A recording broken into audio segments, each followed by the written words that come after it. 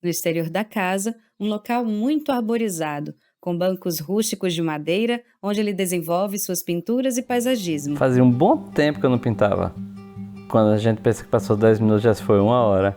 É muito gostoso Ele lava o pincel na fonte. esse ambiente que você se envolve, parece estar em transe. Com as mãos, ele pinta uma tela. As plantas é muito gostoso. Eu aguo todos os dias, acordo às 6 horas da manhã para aguar todas essas plantas. Levo 1 hora aguando, e adubar, sou eu que faço, e poda. Cuidadosamente, ele passa a mão na raiz da planta, retirando-a do vaso e cortando parte da raiz com um facão.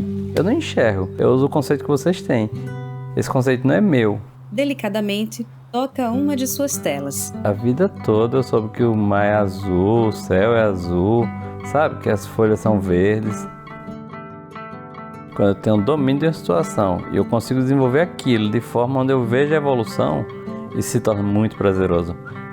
Meu nome é Carlos Leão, eu sou artista plástico e paisagista. Em sua sala, sentado em uma poltrona, em volta de 2 de seus quadros, a tela escurece. Abertura: imagens urbanas de diversas cidades do Brasil. Direção: Cláudio Machado e Laís Castilho. Acessibilidade: Alane Lobato, Adriel Kelvin, Têmino Queiroz. Imagens: Joel Craig, Laís Castilho, Jonathan Lins, Wesley Moraes, Eric Henrique, Alex Lobato. Locução: Letícia Sayonara, Cláudio Bazinski. Imagens diversas dos personagens da série. Um cadeirante passeando no bosque. Uma pessoa sorrindo em frente ao fonte.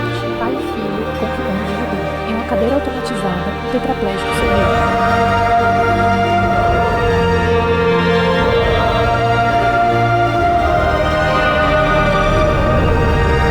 Acesso, uma série de Cláudio Machado e Alane Lobato. Patrocínio: Governo do Estado do Rio Grande do Norte, Lei Câmara Cascudo e Oi Futuro. Vou fazer uma tela agora, que é um pote. Carlos, em sua casa. Há 15 anos atrás eu fiz uma, Acúmulos do Universo. E vou fazer de novo agora uma tela, usando ela como uma referência para mim, tá? Vamos ver como é que é a comparação depois. Hoje eu vou te mostrar a tela em branco, daqui a pouco eu volto a fazer um outro vídeo com a primeira parte da tela pintada. Ele grava um vídeo para as redes sociais. Meu nome é Carlos Leão, eu sou de Bezerros, Pernambuco. Eu sou o 9º filho de uma leva de 10, Ele inicia a pintura, dos quais 5 tinham problema de visão e 5 não tinha. Como não tinha super proteção, ajudou muito para que eu pudesse andar na rua sem ninguém ficar cuidando, sem super proteção, né? Eu andei em cima de muro, subi em árvore, ia tirar goiaba. Qual? Mais pra lá, mais pra cá, mais pra cá, mais pra lá. Isso me lembra uma época que eu pintei muito. Eu passei uns 2 anos.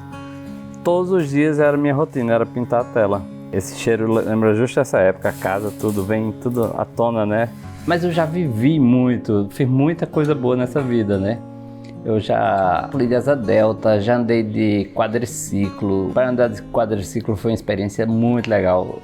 O cara sentava do meu lado, atrás de mim, e ele batia no meu ombro esquerdo se eu tivesse que dobrar para a esquerda. Batia no meu ombro direito se eu tivesse que dobrar para a direita. Quantos quilômetros essa bichinha anda? Ele, 110. Eu digo, vamos ver? Ah, você vai colocar? Eu digo, vou. Mas foi muito legal, porque eu botei 110 na moto.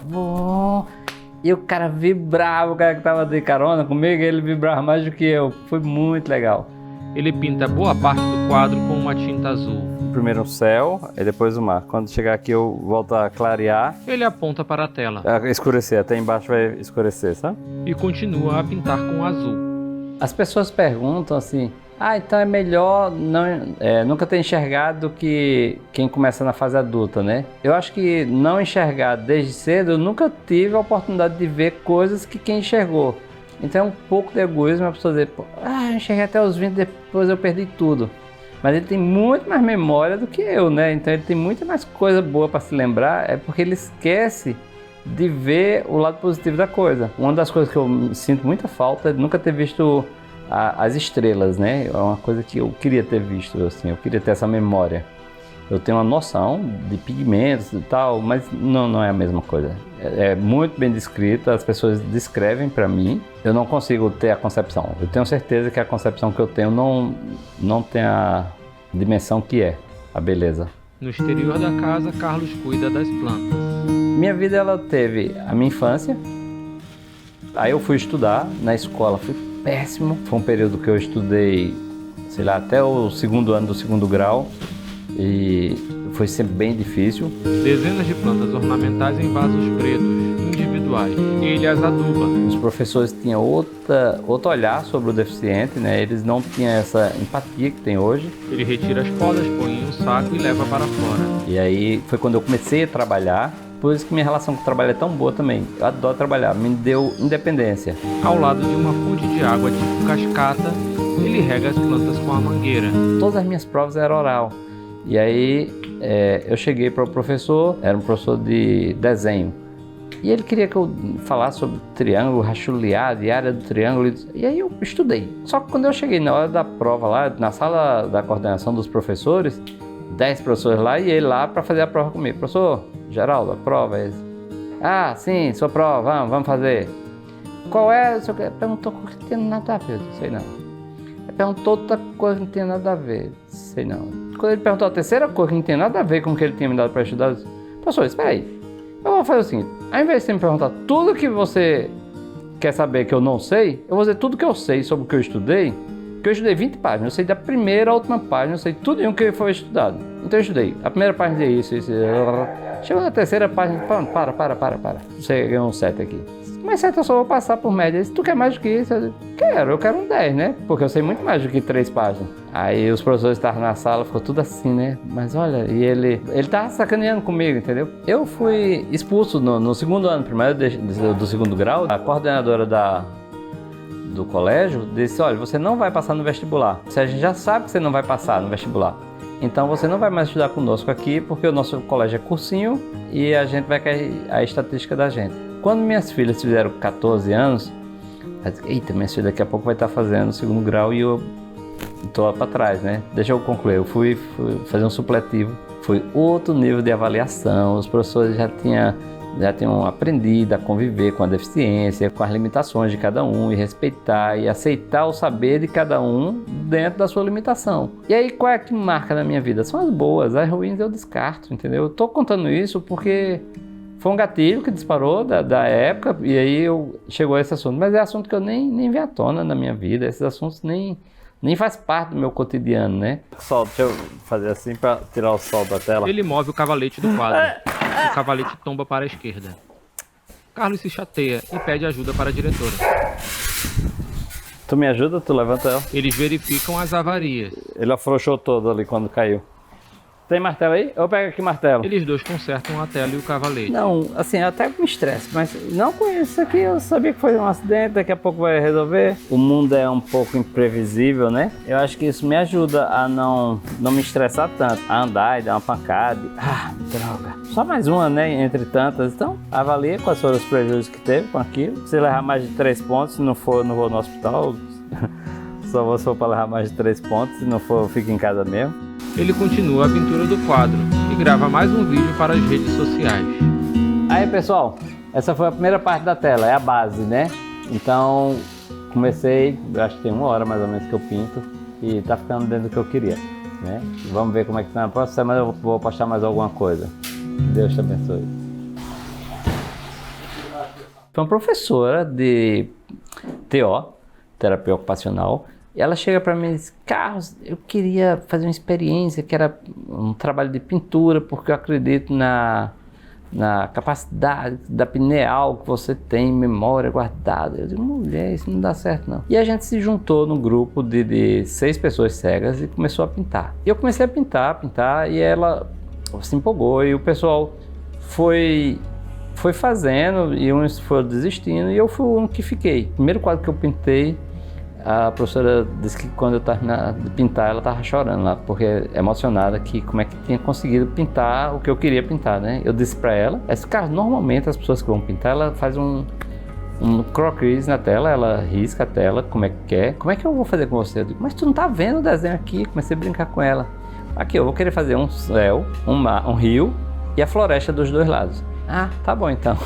Já que você tá vendo, eu é que não tô vendo. E com essa história de pintar quadro, eu terminei indo para a França, fazer exposição na França. Fiz aqui em Natal, um bocado de canto, eu ligava para os lugares e queria fazer uma exposição. O pessoal super receptivo. Na parede de sua sala, diversas pinturas de Carlos. Tudo é tinta, tudo é um conceito que vocês têm. E para reproduzir isso é só jogar a tinta certa no lugar certo. Natal, Mahalila Café. Mesa com diversos livros do Carlos Leão. Como enxergar aquilo que você não está vendo. 17 horas e 56 minutos. Carlos ouve mensagens no celular. Tava ligando. Eu não tinha noção do perigo que era escrever um livro.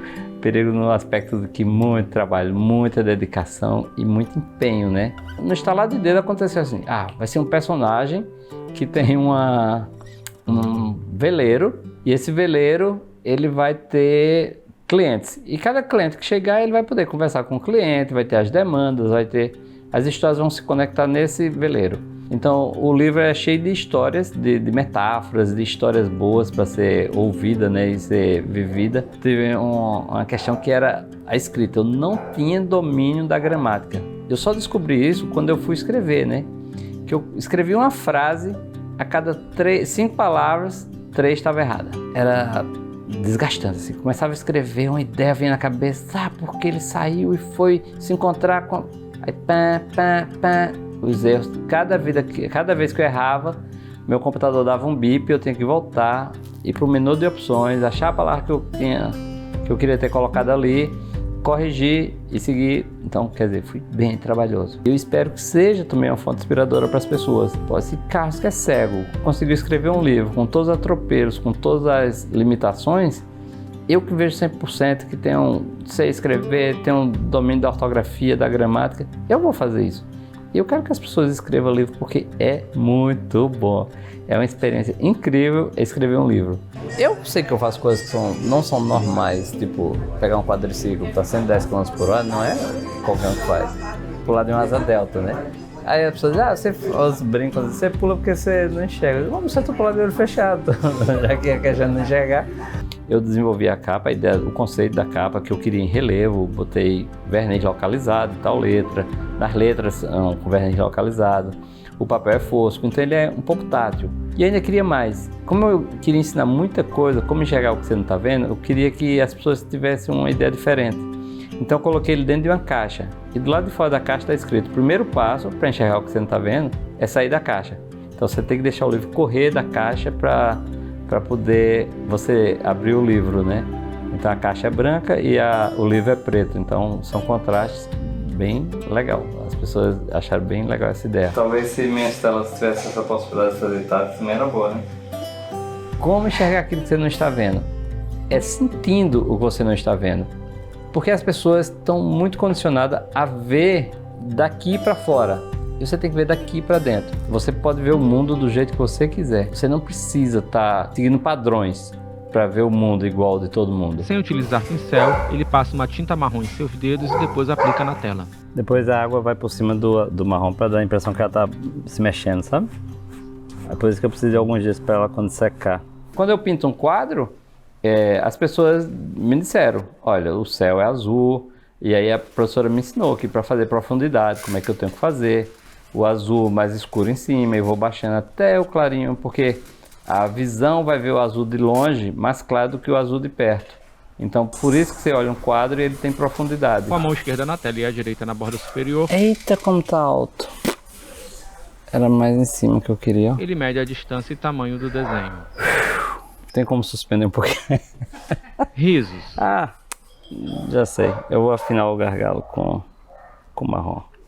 Toda arte diz alguma coisa. Eu acho muito legal isso, porque eu digo que a metade do quadro é o que você pinta, a outra metade é o que você diz dele. Finalizando a pintura. Na parte superior, o céu com nuvens em diversos tons de azul. Normalmente quando eu pinto um quadro eu tenho uma ideia, eu quero exprimir aquele sentimento. E na hora que eu digo isso para as pessoas, elas começam a entender realmente, tem a ver o que está sendo dito.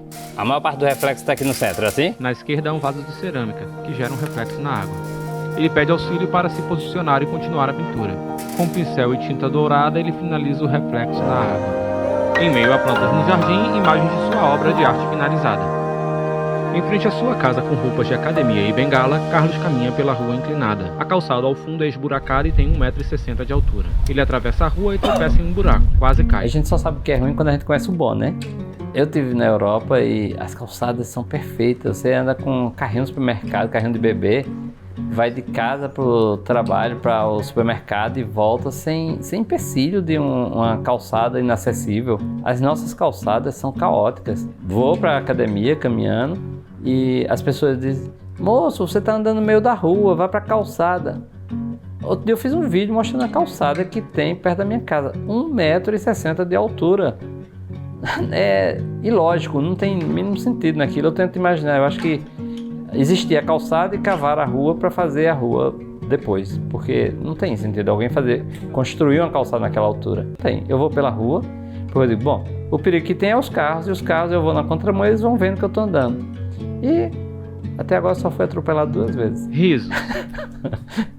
Ô, quem é? Na área externa de sua casa, à noite, Carlos está com amigos. É o homem do gás? Ele atende o chamado e abre o portão. Ele cumprimenta seu amigo e o abraça. Parabéns, meu irmão. De novo. Ao redor do bolo, eles cantam parabéns. Opa! E eu vivo hoje de forma muito intensa. Eu não tenho medo de morrer, porque morrer para mim é o fim de um ciclo, né? Assim, eu já cumpri uma etapa. E enquanto eu tô aqui, eu tô vivendo isso intensamente. Às vezes eu penso, e se hoje fosse meu último dia? Espero que não morra, né? Mas se morrer, viva o seu melhor hoje, porque amanhã é uma oportunidade. Vamos ver se a gente vai conseguir ter, né? No próximo episódio, Ângelo e Augusto, 2 rapazes com síndrome de Williams. Vamos agora para os comerciais. E aonde a gente fosse era desse jeito, tá? Eles chamando a atenção. Ser irmã deles é um prazer enorme. O meu próprio esposo conhecia eles antes de me conhecer. Se referem muito a eles como sempre pessoas, meninos alegres, muito felizes, o tempo todo com palavras de agrado, né, para as pessoas. Eu tenho orgulho deles pelo que eles são, desse jeito. É desse jeito que eu quero eles. Eu não quero eles diferentes, né? Na praia, sentados em uma jangada, eles sorriem. Fim.